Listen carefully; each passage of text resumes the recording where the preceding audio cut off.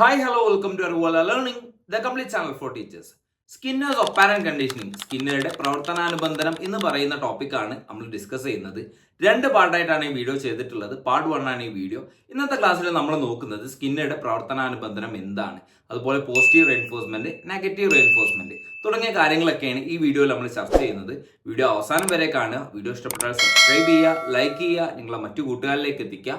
നമുക്ക് നമ്മുടെ ക്ലാസ്സിലേക്ക് കിടക്കാം.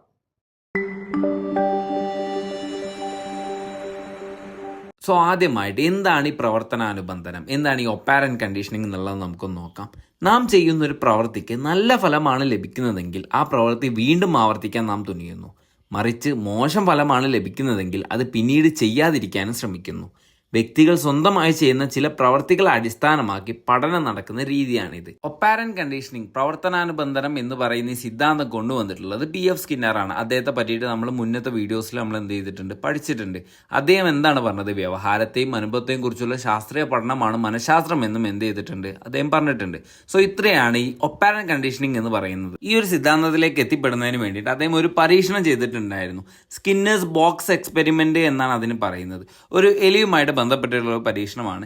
സ്കിന്നർ എന്ത് ചെയ്തു, വിശക്കുന്ന ഒരു എലിയെ ഒരു പ്രത്യേക പെട്ടിയിൽ, അതിനാണ് സ്കിന്നർ ബോക്സ് എന്ന് പറയുന്നത്, അതിൻ്റെ ഉള്ളിൽ അടച്ചു. പെട്ടിക്കുള്ളിൽ എന്തുണ്ടായിരുന്നു, ഒരു ലിവർ ഉണ്ടായിരുന്നു. ഇതെങ്ങനെയാണ് അവിടെ പഠനം നടന്ന രീതി എന്താണെന്ന് വെച്ചാൽ, എലി പെട്ടിയിലൂടെ വെറുതെ നടക്കുമ്പോൾ യാദൃശികമായിട്ട് ലിവറിൽ കാലമർന്നു. ഉടൻ തന്നെ എന്ത് ചെയ്തു, പെട്ടിയിലേക്ക് ഭക്ഷണം എത്തി. പലതവണ ഇത് ആവർത്തിച്ചപ്പോൾ ലിവർ അമർത്തിയാൽ ഭക്ഷണം കിട്ടുന്നു എന്ന് എന്ത് ചെയ്യുന്നു, എലി പഠിക്കുന്നു. ഇതാണ് അവിടെ നടന്നിട്ടുള്ളത്. ഇതിപ്പോൾ ഏകദേശം തോണ്ടേക്കിൻ്റെ അതേ തിയറിയുമായിട്ട് സാമ്യമുള്ളൊരു തിയറിയാണ് ഈ സ്കിന്നറുടെ തിയറി എന്ന് പറയുന്നതും. ഇതേ ഒരു പരീക്ഷണം തന്നെ അദ്ദേഹം എന്ത് ചെയ്തിട്ടുണ്ട്, പ്രാവുകളെ ഉപയോഗിച്ചിട്ടും ചെയ്തിട്ടുണ്ട്. ഇതേ രീതിയിൽ പ്രാവുകളെ കൊണ്ട് നിശ്ചിത പട്ടണിൽ ഒത്തിച്ച് ഭക്ഷണം നേടാൻ പഠിപ്പിക്കുന്ന പരീക്ഷണങ്ങൾ എന്ത് ചെയ്തിട്ടുണ്ട്, അദ്ദേഹം നടത്തിയിട്ടുണ്ട്. ഈ SR സിദ്ധാന്തത്തോട് BF സ്കിന്നർ പൂർണ്ണമായിട്ടും വിയോജിപ്പ് പ്രകടമാക്കിയിട്ടുണ്ട്.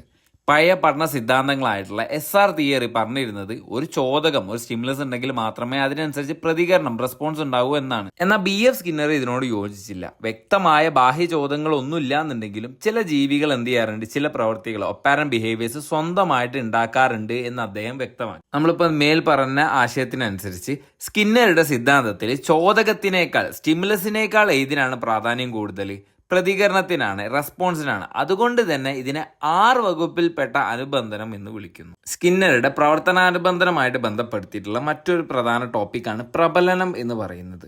ഒരു നല്ല പ്രവൃത്തി ചെയ്തതിന് ശേഷം അതിന് പ്രോത്സാഹനം നൽകുന്ന രീതിയാണിത്.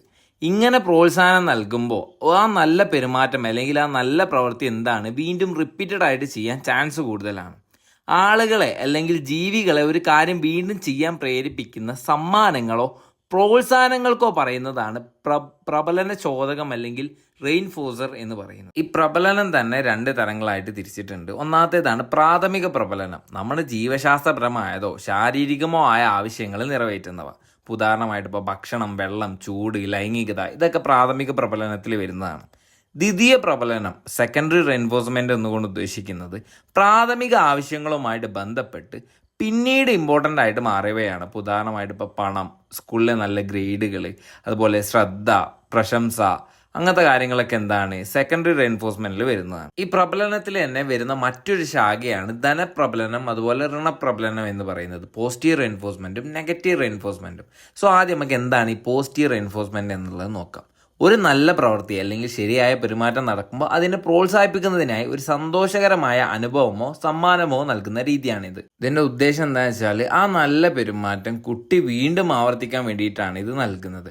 ഉദാഹരണമായിട്ട് ഇപ്പോൾ ക്ലാസ്സിൽ ചോദ്യോത്തരം ശരിയായി പറയുന്ന കുട്ടിയെ അധ്യാപകൻ പ്രശംസിക്കുകയോ അല്ലാന്നുണ്ടെങ്കിൽ ഉഷാറായിട്ട് വെരി ഗുഡ് എന്നൊക്കെ പറയില്ലേ, അതേ രീതിയിൽ അതൊക്കെ ഇതിനൊരു ഉദാഹരണമാണ്. അതുപോലെ ഇപ്പോൾ നല്ല മാർക്ക് വാങ്ങുമ്പോൾ നല്ല സമ്മാനങ്ങൾ കൊടുക്കുന്നതൊക്കെ എന്താണ്, പോസിറ്റീവ് റെയിൻഫോഴ്സ്മെന്റിന് ഉദാഹരണങ്ങളാണ്. പിന്നെ വരുന്നതാണ് ഋണപ്രബലനം അഥവാ നെഗറ്റീവ് റെയിൻഫോഴ്സ്മെന്റ് എന്ന് പറയുന്നത്. നീക്കം ചെയ്യുകയോ ഒഴിവാക്കുകയോ ചെയ്തതുകൊണ്ട് ഒരു നല്ല പെരുമാറ്റത്തെ ശക്തിപ്പെടുത്തുന്ന രീതിയാണിത്.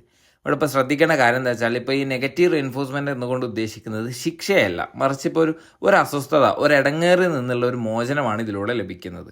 ഇപ്പോൾ ഇതെന്താണ് ഇപ്പോൾ ഒന്നുകൂടെ ഉദ്ദേശിക്കുന്നത് വെച്ചാൽ, ഇപ്പം വിഷമകരമായ അല്ലെങ്കിൽ അസ്വസ്ഥത ഉണ്ടാക്കുന്ന ഒരു സാഹചര്യത്തിൽ നിന്ന് രക്ഷപ്പെടാൻ വേണ്ടി ശരിയായ പ്രതികരണം ആവർത്തിക്കാൻ ജീവി പഠിക്കുന്നു. സോ ഇത്രയും ഭാഗങ്ങളാണ് ഇന്നത്തെ ക്ലാസ്സിൽ നമ്മൾ ഡിസ്കസ് ചെയ്യുന്നത്. ഇതിൻ്റെ കണ്ടിന്യൂഷനായിട്ട് സെക്കൻഡ് പാർട്ട് വരുന്നുണ്ട്.